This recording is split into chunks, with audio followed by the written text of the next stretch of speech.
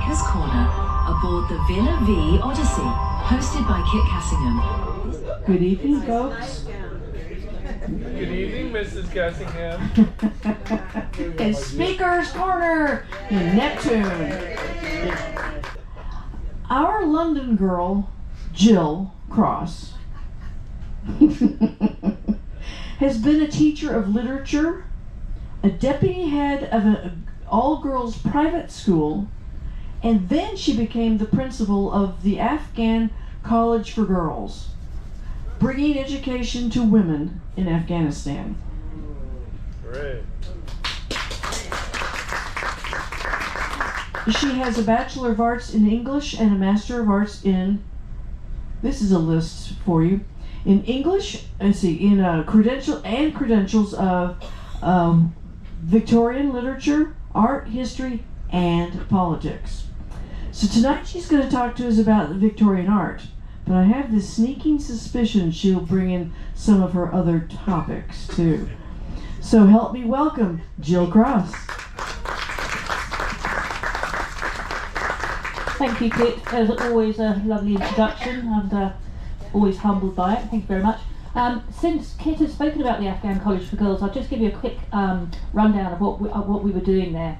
So essentially, I was working for a company that had started a charity that wanted to bring education into Afghanistan. And what we were able to do is we were able to get some members of the British Council who had been working in Afghanistan and had been rescued and brought back to the UK to help us to teach the young ladies. Now, the British Council had got into some trouble a few years previously because they had not rescued people who had worked for them, and when a regime had changed, it had become violent and autocratic. Some of the people who had worked for the British Council were executed, and so they were in some pretty sticky problems in terms of rescuing people who had worked for them. So we had some Afghan nationals who were living in all sorts of crazy places in the UK, all over the country. But we were able to get them all together and to get into Afghanistan. Now, people think that the Taliban has this massive stranglehold on Afghanistan, and to some extent it does, but actually they don't have the logistics to be able to do it, and they don't have the manpower to be able to have a really strong grip. So what they tend to do is they give power to the patriarch of the family. So if a father decides that something can go on within the walls of his home, then that would be acceptable, and they would only get involved in it and start their retribution if it sort of spilled out of the home. What we were able to do was to get hold of people via Facebook, of all places, and we were very surprised because we had boys who were trying to get education, even though boys were still being educated in Afghanistan, but no girls were being educated at all. But what they were being educated in was actually Islamic studies, and nothing that would actually allow them to flourish outside of Afghanistan. So we had boys trying to get in, and we didn't allow that. We also assumed that we would have girls from, say, 11 to 18, but we didn't at all. We had girls from more like 16 to 27 because they've been so behind in terms of their education. The tech part of it was that they actually did downloads. So they just downloaded data, and they had some data on their mobiles, and that's how we taught them, and it worked very, very well. We did, to begin with, we did straight literacy and straight numeracy, and then afterwards we tried to extend into science. And it was a really worthwhile project, and we did a lot of good, I think. So that was brilliant. Now, on to Victorian art. As Kit said, this is my specialism. I did a master's in Victorian, all things Victorian, and the art actually really intrigued me to such an extent that I actually did some of my own scholarship afterwards. So if we remember the Victorian period, it is Victoria 1837 to 1901, and this picture here on the left is the Victoria that most people recognise, and the reason that most people recognise her at this point is because this is after the height of the British Empire. So by this time she is known all over the world, and I'll get on to more of that later, and she is recognised all over the world, and there are more statues of Queen Victoria than anybody else who has lived. And so that's how we think about her. But this is how she looked when she actually came onto the throne. She was 18 years old, very slight, really quite beautiful, and that's her coronation there. If you're interested, I know some of you have watched The Crown and very much enjoyed it. There is a good series called Victoria, and it actually stars Claire Foy, who is also in The Crown, and it's a really good rendition.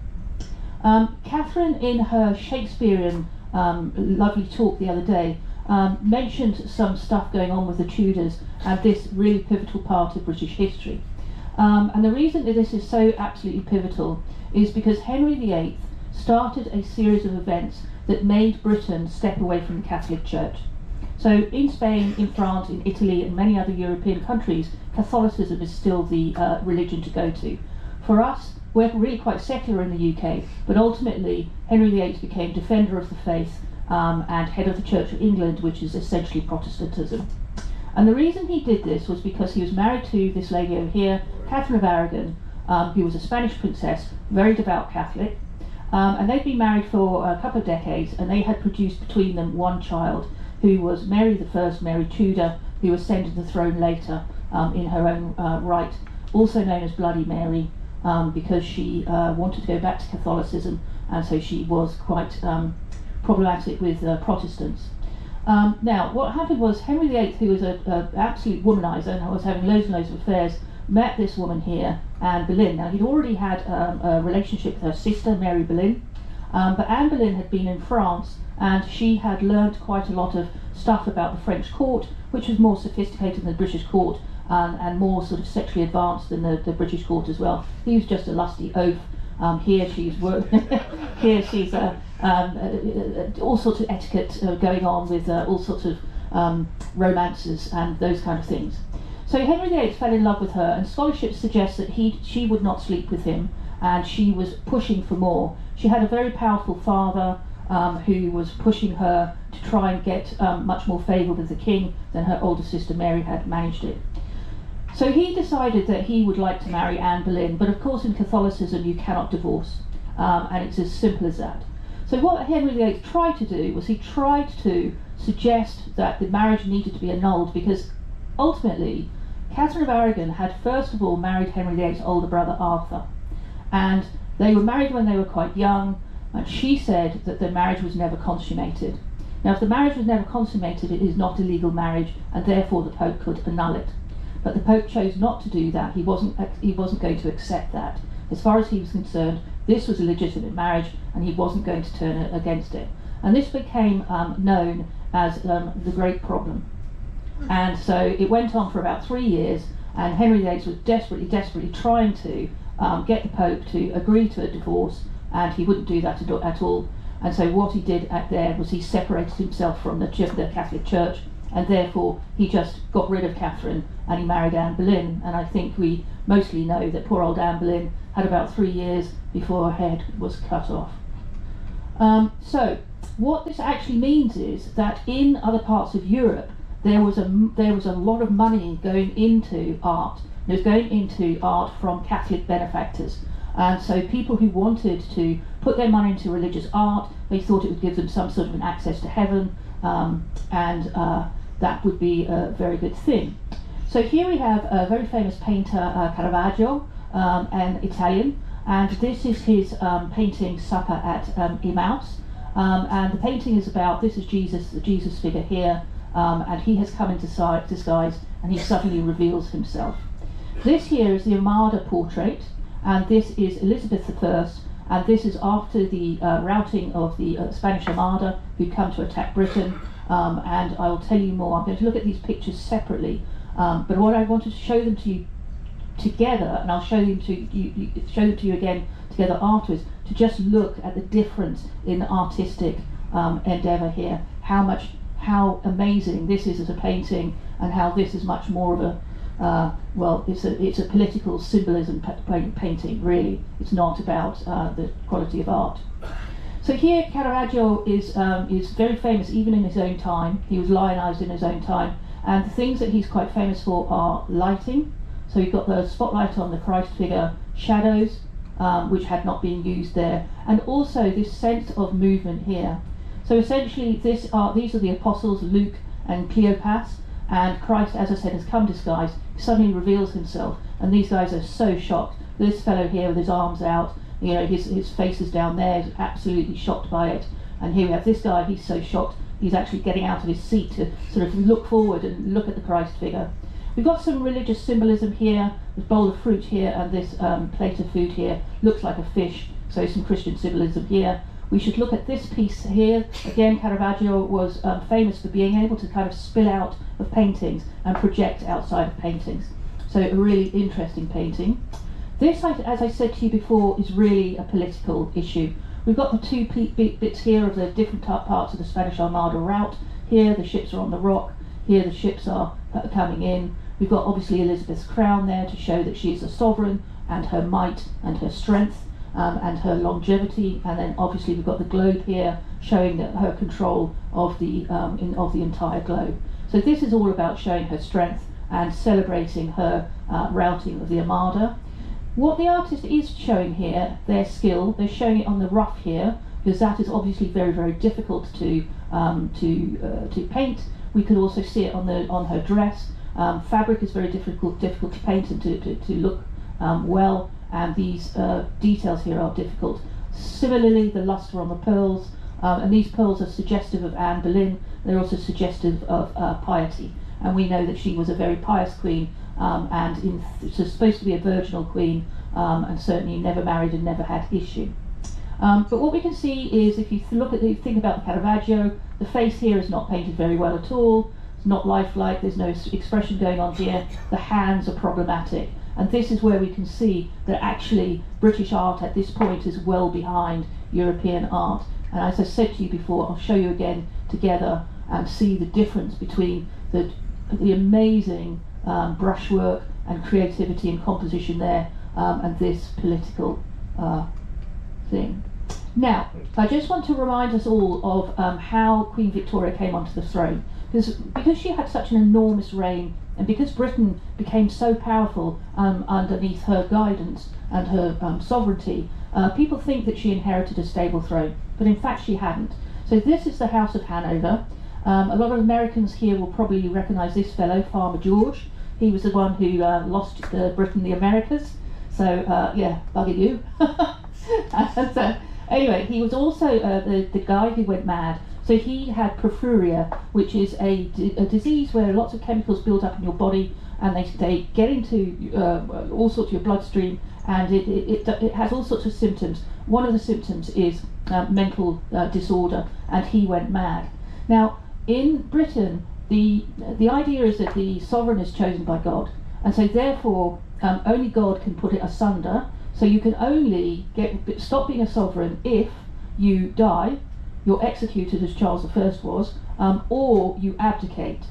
Now, you can only abdicate if you're of sound mind, and he was not of sound mind. So this is his eldest son, who became George IV, but he was actually the Prince Regent as his father had his last sort of 10-15 years of life, and he was actually running the country. He was a real figure of fun. You can see he's a bit of a portly fellow. He was considered to be really greedy. He's actually slimmed himself down. He's made the painter make him slim there. He had married Caroline of Brunswick. He couldn't stand her, she couldn't stand him. They managed to have one daughter, but she died when she was 21 in childbirth, so he had no issue. He was a laughing stock, very, very unpopular, ran up lots and lots of debts, and was not a popular king. And so this here is his second youngest brother, his next brother down, so sorry, third son of George III, and this is William IV, and he too had no issue. So therefore we had no proper heir to come to the throne. So what happened was Victoria was chosen because she was the first cousin. But as I said, it's an unstable throne, not least because she's a woman. So she needed to shore up her reign as quickly as she could, and as well as she could. And this guy here, Edwin Henry Landseer, is a prolific painter in the Victorian period, and we're going to be looking at lots of his stuff. And he's a real narrative painter. He's an empathetic man, he's a sympathetic man, and he really endows his paintings with proper Victorian values: loyalty, courage, resilience, determination, Christianity, all of the things that make a good Victorian. You can see that he became almost the artist laureate for Victoria, she was very enamoured with him, and she knighted him, so he became Sir Edwin Lancaster. Now, people don't know this, but actually one of his biggest legacies are the lions in Trafalgar Square. So around Nelson's column are 4 lions, all pointing out, and Landseer created these lions, and lots of people don't know this. Now, it really pisses me off when tourists get on these lions, but I've left it on there so you can see the proportion of how big these fellows are. So this is one of Landseer's most famous paintings, and it's called Monarch of the Glen. And this is obviously a stag in Scotland, and it is a most magnificent beast, and it's painted most beautifully. You can see there's almost an ethereal area coming out here, almost mythical. The fog, the mist is coming out, it's very purple, it's reflecting the heather on the glen, and the stag himself, very proud, beautifully painted here. The stance is amazing, he's looking out, it's hugely strong. And one of the things that Landseer did was he did a great revival of Scotland. And just as a reminder, the relationship between England and Scotland has not always been a good relationship. The Scottish are pretty warlike, and they get very irritated with the English, who are also pretty warlike, but there are many more English people than there are Scottish. But we'll come back to that. So here we have a romanticisation of Scotland, starting with this magnificent stag. It's actually still hanging in the Scottish National Gallery in Edinburgh, so when we do get to Scotland, you can go and have a look at that. It has been reproduced many times on chocolate boxes, all sorts of tins, all sorts of paraphernalia, because it's a very famous picture. So that's Monarch of the Glen. And this is one of the first paintings that was done when Victoria and Albert were together, and it's called Windsor Castle in Modern Times. And there's a tension here that I want to talk you through. So essentially, as I said, it's an unstable throne. And so the populace, they do want modernity to a certain extent, but they also want tradition and they want formality. And they are going to be nervous of a female monarch. And one of the things that Victoria did was that she did not make Albert king. Now, Elizabeth II did not make Prince Philip king either. They are considered to be consorts. Now, if he had been made king, he would have had power to make decisions, and probably power to make decisions over her head. So it was a political strategy. It was not a happy thing for him. He didn't like it. He never liked it. And so we can see here Landseer's attempt to try and make things okay for both people. So essentially, he should not be standing. He should not be standing which she is standing. So he's sitting down here. She's actually in quite a subservient pose there. Her gaze is looking at him there. She's got a flower here to give to him. Her hands are clasped there. She's demure and she is reasonably subservient. He, on the other hand, sitting down, legs astride, boots there because he's been out hunting. And here are this hunter-gatherer stuff, dead birds here, a few of them scattered around on the floor here. And also he's teaching one of his daughters to understand the importance of hunting and all of the things that upper class people do in Britain.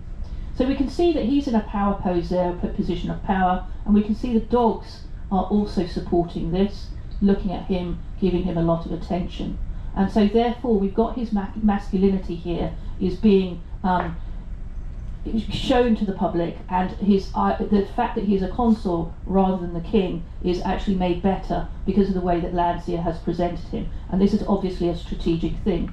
Now this is interesting because we're looking outside into the gardens, and these are not modern gardens, these are formal gardens, and they're the formal gardens that people would have expected and would have been around in Tudor times hundreds of years. And so what we have is a mix of modernity and tradition, which would make Victoria's reign seem to be exactly what people want.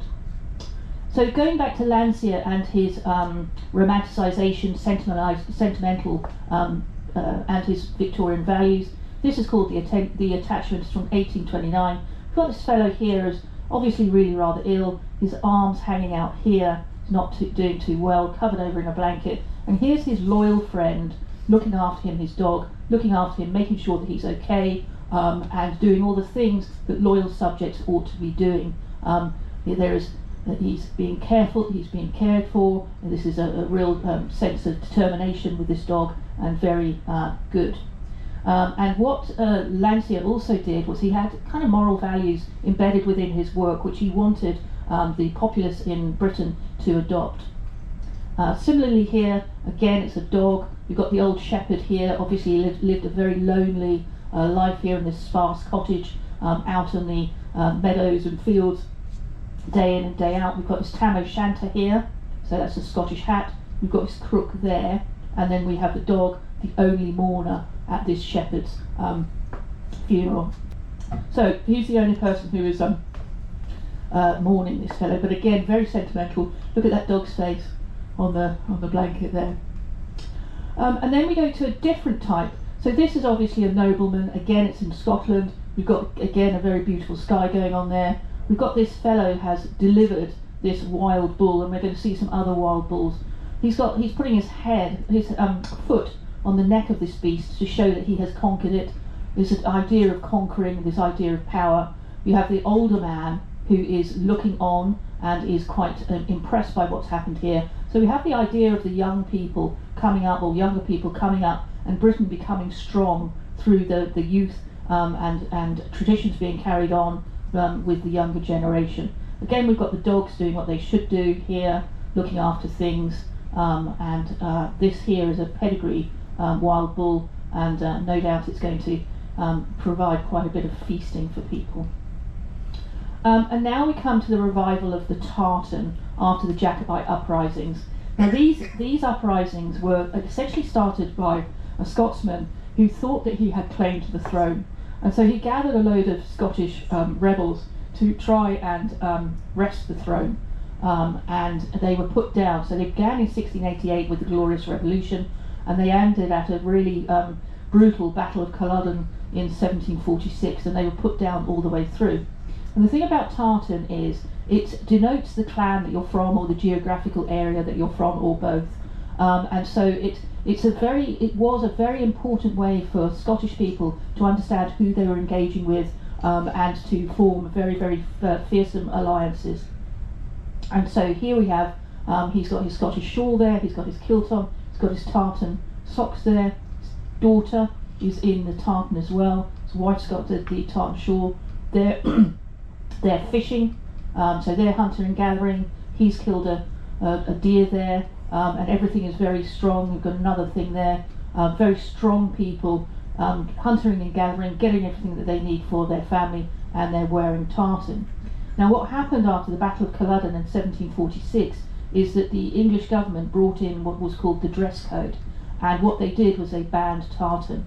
And they banned tartan because they knew the power of tartan, and they knew that that would get Scottish people to come behind a flag, and so they banned it. Now that was repealed in 1782, so it wasn't in place for long, but it did a lot of damage, because by that time tartan had been thrown away, had been burnt, and so it just wasn't the ordinary thing anymore. And so what Landseer is doing here very cleverly is he's doing a Scottish revival of the tartan. And here we can see Princess Anne and Peter and Zara Phillips, her children, wearing tartan. And if you ever see the royal family at Christmas time, when they go to Balmoral and they all go to church, they're all also wearing tartan, and they still wear it today. Just in case you don't know, Princess Anne is the hardest working of all of the royals that has ever been.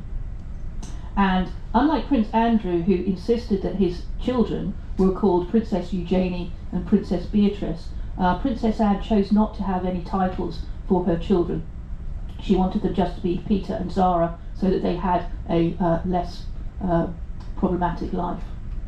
So here is my tartan. So my name is actually, well, I was born Gillian MacLean Swan, and I'm now Gillian MacLean Cross. And MacLean was my father's, well, one of my father's entitlements.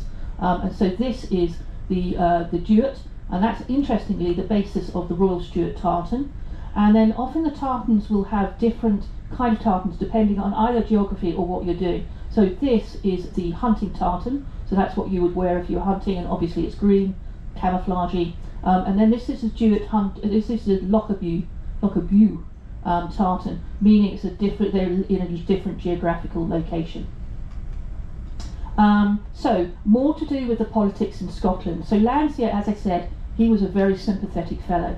And what happened with what's going on here is in the Scottish Highlands there were some subsistence farmers called crofters, and a croft is a little hut, and they would be, and it's terrible land. It's very rocky, very stony, not particularly fertile, but they were toiling away to feed their families, and these crofts had been with them for generations. But then some of the landowners decided that actually it would be far more profitable to graze sheep on the land, and so they did what was called the Highlands clearances, and they basically shoved all these people off the land. And this was devastating because they had nothing. They had their croft and they had their crops that they could use, but they had nothing. So they were shoved off into towns and villages, and it was a real economic issue that occurred there. And you can see that Landseer is very sympathetic about it. Gone are his purples and greys and beautiful mists of Scotland. Instead, we've got all this brown, unfertile issues going on down here. Horses absolutely shattered. Old man on top of this tam o' shanter, very gloomy. He knows that he's not going to be able to provide for his family, and all these people lamenting the loss of their crofts. And actually, it's quite a brave thing for Landseer to do, because although Victoria would have supported this, she wasn't really somebody who wanted to have too much criticism, even if it is criticising Scotland. She wouldn't want too much of that. So Landseer is actually putting his neck out a bit to do this.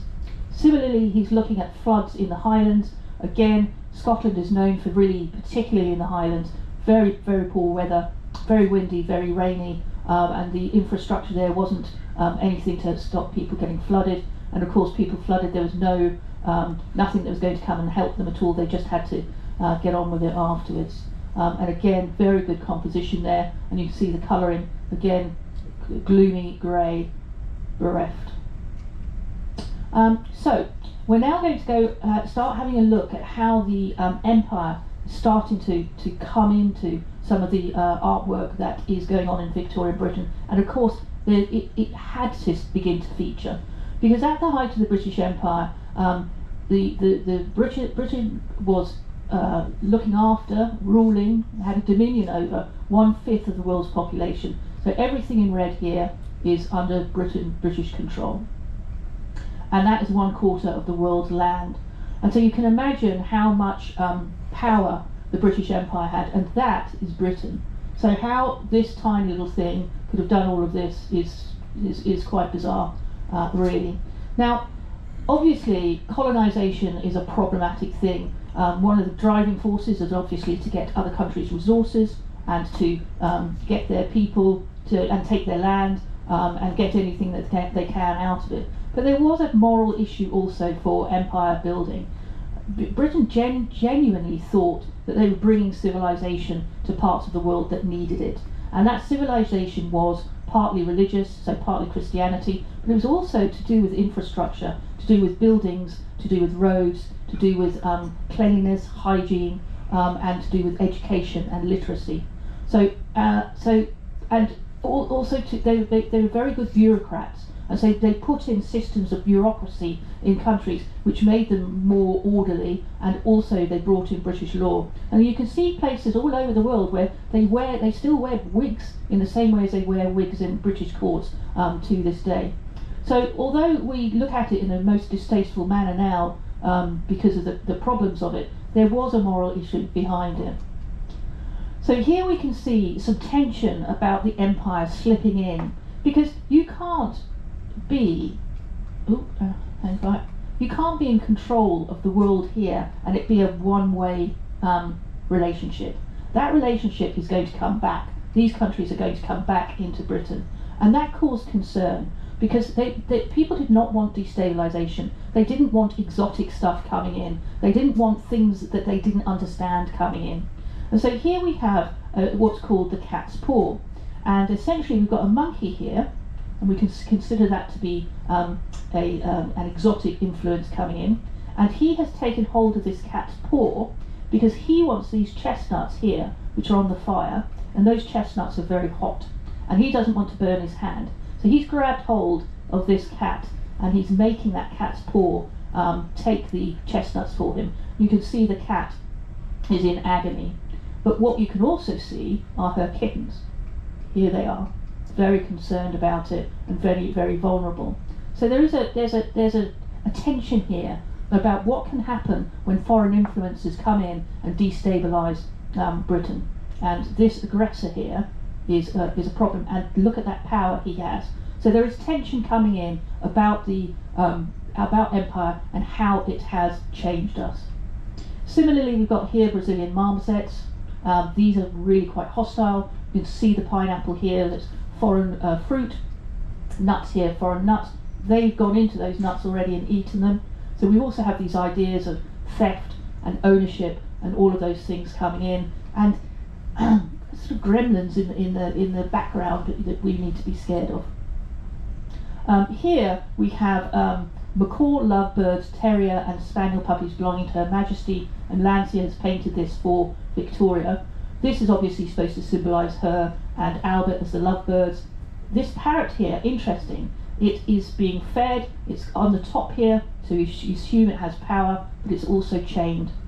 And so we have some stuff here from Landseer, who's actually saying, you know, we can curb some of the influence of empire. That said, we've got one of the Queen's dogs is begging the parrot for some food, and we've also got Dash the spaniel down there.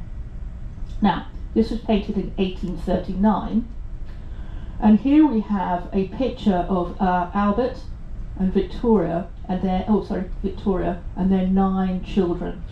And he died in 1861 when he was only 42 years old. It was really quite a sad death. He'd had a row with his oldest son, and he'd been out and he caught pneumonia. He actually died of typhoid, most scholarships suggest. She lived for another 39 years, but she was absolutely devastated by his death and really never survived, really never got over it at all. So sad times. Albert was very interested in livestock, and he was also interested in breeding livestock and also breeding plants, and actually trying to find out what was the best way of growing things, the best way of feeding up cattle. Now what we can see here, so this is a Landseer, and what we can see here is the patriarch, the maternal figure and the child, and it's no surprise that this family unit is being painted like so, because that is the family unit that is expected in Victorian Britain, although they'd want more of these. Again, we can see the beautiful purples that Landseer is good at. The father figure is very watchful, he's very strong, he's looking over his wife and child there. So these are the wild cattle at Chillingham, so the one where the bull was killed, that's the same cow. Now this is by another artist, this is Thomas Sidney Cooper, ironically called the Monarch of the Meadows, obviously after the Monarch of the Glen. Same family unit there, strong father, subservient mother, calf being looked after. But these are not kind of pedigree cattle like the other ones. These are proper beef cattle that are going to be served up in a good table. Now, I've spoken to you before about the pre-Raphaelites. They were a big movement in Victorian Britain, and their paintings still are all over the place in galleries because they made such a step forward in terms of art and how art was progressing. They got together, they became known as the Pre-Raphaelites, but originally they were called the Pre-Raphaelite Brotherhood, and they considered themselves to be a brotherhood because they wanted to come together and actually protest against some of what they considered to be mechanised art. So art where people were not thinking about creativity, they weren't thinking about composition or colour or anything like that. I've spoken to you before about Rossetti. He was the fellow who married his muse, Lizzie Siddal, who then died, and he put his poems in her coffin and then dug them up when he fell on hard times. And I've also spoken to you about Millet. He was the one who married Effie Gray, who had been married to John Ruskin, who hadn't consummated the marriage, and he also did the Ophelia painting. We haven't spoken about this fellow here though, Holman Hunt, and he was quite a prolific painter, and actually his paintings are rather different from these two fellows. And this is one of them. So this is called the Highland Shepherd. It's a morality painting. And what you can see here is this shepherd here is neglecting his duty to actually come and flirt with this lady here. This lady here he is not married to her. She's a country woman, so she'd be considered to be a peasant. He's considered to be a peasant, and his clothing suggests that. His sheep are in disarray. They're going off. He's not looking after her. In his hand here, he has a death's head hawk moth. And I had to put it down here because I kept calling it death's hawk moth, blah, blah, blah. But this is a moth that is, it symbolises death. And so there is an omen here. With if they get any closer or any more intimate, there's an omen of death coming here. We can see for her, she has the lamb there. That's normally a symbol of the Lamb of God, symbol of Jesus and Christianity. However, the lamb is eating apples, which of course the apple from the Garden of Eden. So we have this kind of, it's almost as if there's a tightrope of whether or not this is going to be doomed, and in fact how far it's going to be doomed. We have his cider here, which is what he would have drunk through there, and you can see his ruddy cheeks, partly for the cider, but also to suggest that he's lustful. We can consider her possibly ambiguous or possibly leaning back into him. It's unclear. Now this caused a lot of controversy. So a lot of the art critics did not want to see what they considered to be people like this. And interestingly, they objected to this red hair as well. I don't know if you know too much about red hair. It's very common in Scotland, but actually it's being bred out because it's not considered to be attractive even now. And so red hair is being bred out, and there are far few redheads than they used to be. So anyway, they objected to this red hair, they objected to the fact that these were peasants, they objected to his ruddy face, and they said that this picture is an absolute disgrace. Now, Holman Hunt came back with a quite interesting defence, and he said actually what he was talking about was the fact that because of the upheaval in religion that had gone on for hundreds of years, there were still massive debates about Christianity going on. There were factions of Christianity who wanted this, factions of Christianity who wanted that, believed this, believed that. And what he said was that actually this was about the fact that the eyes were off the flock. And so what this was all about debates of Christianity, whilst the flock, i.e. the congregation, were left to their own devices. Whether that was just something he came up with later or not, I don't know. Similarly, again, Holman Hunt, and this is called the awakening conscience. And what's happening here is that this lady here has been sitting on this gentleman's lap, and she has suddenly realised that actually what is going on between them is not morally right, and so she is standing up. Now, she is his mistress, she is a kept woman. Holman Hunt has shown her hand to show she's got no wedding ring on, but we can also see bits that tell us about the fact that she is a mistress. A bit dark, but there's a cat under here. Well, obviously, often a symbol of cunning. It's playing with a bird, so it's out of control. We've got her unfinished tapestry here. She's too busy faffing around with him to finish her tapestry and do her work, is the implication. We've got spools of thread here. She's untidy, she's slovenly, and there is criticism of her. This is his top hat. He's rushed in, that's his glove. He's rushed in, done no more than grab hold of her. He can't even be relied upon to put his glove there properly. And so we have this criticism of unwed behaviour. He looks like a pretty sly fellow, and she looks quite startled by her revelation. What we do have on the outside is the natural world, and that's what Holman Hunt is suggesting that she should be involved with, not in this house, which is not a home. You can see it's not decorated properly in a proper Victorian homeland. It's hastily put together, and that's what Holman Hunt is suggesting. How are we doing, Kip? All right. Okay, speed it up then. Okay, here are our English coasts. This is again Holman Hunt. What he's suggesting here is if we do not look after our people, if we are not loyal enough, they're going to break away from the coast. We have here, this is really Persephone, and this is Rossetti, and this is typical pre-Raphaelite. Really, really beautiful colours because it's got a white painting, it's got a whitewash on the back, beautiful drapes there, new kinds of colours that are being used by the pre-Raphaelites, and these startling paper portraits are some of them hanging in the gallery. Here's the pomegranate. She was taken down to Hades, and she should have been saved, but she'd eaten 6 pomegranate seeds, so she had to spend 6 months of her life downstairs in Hades and 6 months above. This is Lizzie Siddal after she's died. Rossetti has painted this from drawings that he had of her. This is Beata Beatrix. It's just a story that he used to know when he was a child, but he really wanted to honour Lizzie Siddal. And then we have the Princes in the Tower. Again, this is Millet. These are the 2 boys. So this is Edward V. He reigned for 16 days. He's 12 years old. This is brother Richard of Shrewsbury, the Duke of York.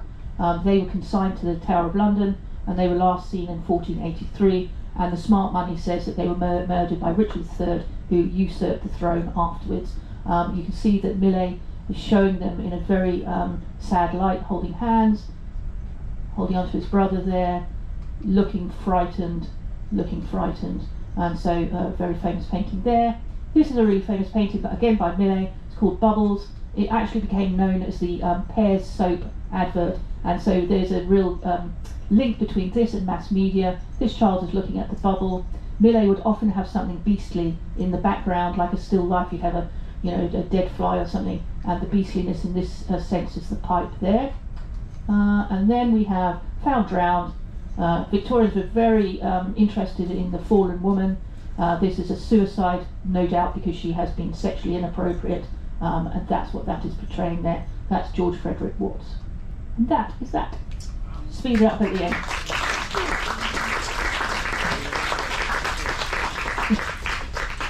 Alrighty, so any questions? Sure. Go on, Randy. How do we know she's been sexually inappropriate? But she's dead. I know, but the implication is that women who commit suicide because they have fallen, and it's a real dichotomy, because on the one hand, women are put in positions where they are judged so harshly by society that they literally can't. If they have been found to be inappropriate, they cannot go back out in society again, or they have to go down and down and down in terms of the class and become prostitutes or whatever. But the reality is if you commit suicide, you cannot go to heaven, and you cannot be buried in consecrated ground. And so therefore she's consigned herself to purgatory. Well, not purgatory because that's Catholic, but she's consigned herself to hell of some description. So nothing much has changed. Well, you said it, baby. Although she had a note. I know. It's she left a note. I just wanted to know if you have any ideas as to how shocking or acceptable it was in when Dickens has instead of sending his fallen woman to suicide, and he's got all that suicidal imagery and everything, he sends her to Australia, where she has many offers of marriage, but never again touches a man, because she's making up for it the rest of her life. I just wondered, since you're bringing up this topos, how that fit in. So Dickens had quite some interesting predilections. So he was into mesmerism. So he thought that you could hypnotise people and get to do all that sort of stuff. He witnessed hangings because he wanted to go and see what that was about, and he was incredibly interested in fallen women. And he actually went and interviewed women on the street, so prostitutes, and he got quite a big dossier going about fallen women and everything to do with them. Ultimately, he decided that he found them sympathetic as opposed to problematic. And so he normally shows women, I mean obviously they're subservient, as all Victorian women are, but he normally shows them in a very, very sympathetic light. And so sending her off to Australia is actually his way of her being less judged, really, because actually she should have just been shunned in her local community. So he was really sympathetic towards fallen women, not least because he had had an affair himself with a younger lady. But Thank you.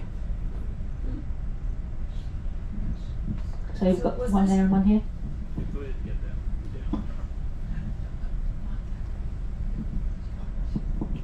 Yeah, thank you very much. I really liked it very much, your presentation. I have a question. Why did they call that the pre-Raphaelite Brotherhood? It was now. it was to do with Raphael, and so it's pre-Raphael the painter. And so what they're saying is they want to go back to more clear ideas of painting as a creative force rather than a mechanical force that people admire because it's painted well, as opposed to admire because of the creativity and the composition and the morality that's going on there. So that's why. So it's pre-Raphael. And then also, I have a particular interest in those paintings. Mhm. I find that there is a lot of romanticism. Yeah, in it. absolutely. Yeah. Yeah. And love.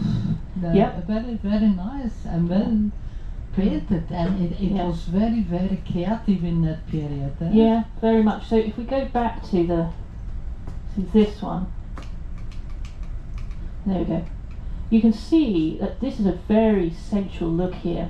This idea of the neck, Victorians found necks very, very erotic, and you can see that he's elongated it. He's showing her neck down there, and that would have been considered to be very, very erotic. She would have been considered to be very, very beautiful. She's looking down, and so she's not being challenging, and she's got this luxurious hair, and it's down. And mostly, obviously, in Victorian Britain, women wouldn't be wearing their hair down.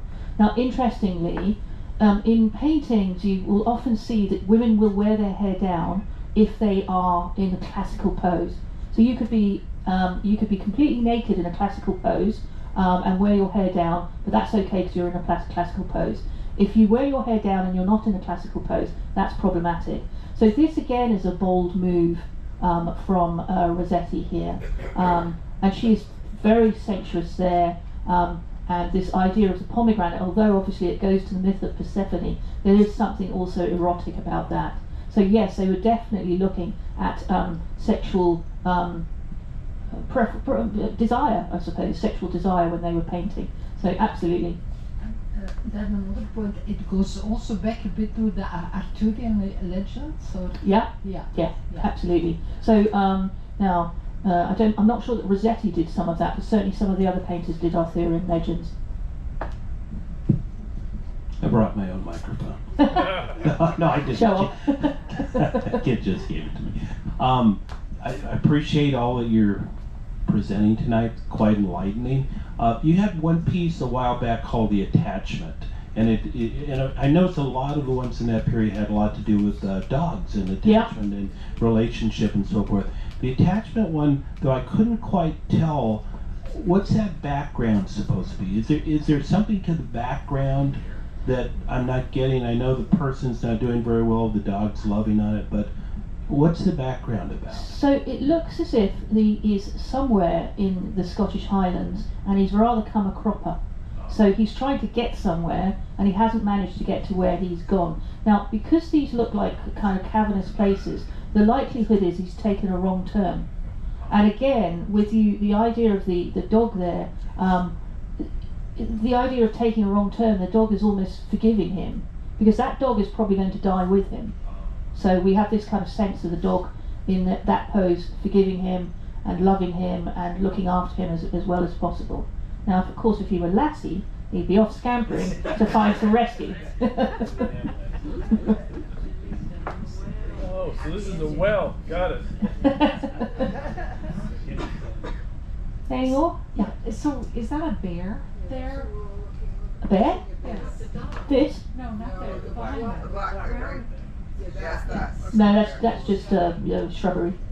Yeah, just shrubbery. This bit here, this rock. No, this bit here, shrubbery. Does it? Yes. Fox's nose.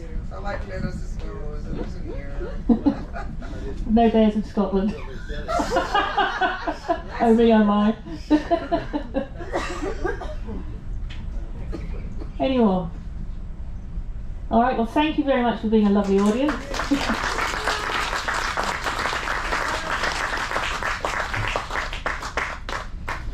And thank you, Kit. Thank you, Jill. Fascinating. I think you know your stuff. What do you guys think? Her only notes were paintings. Not bad.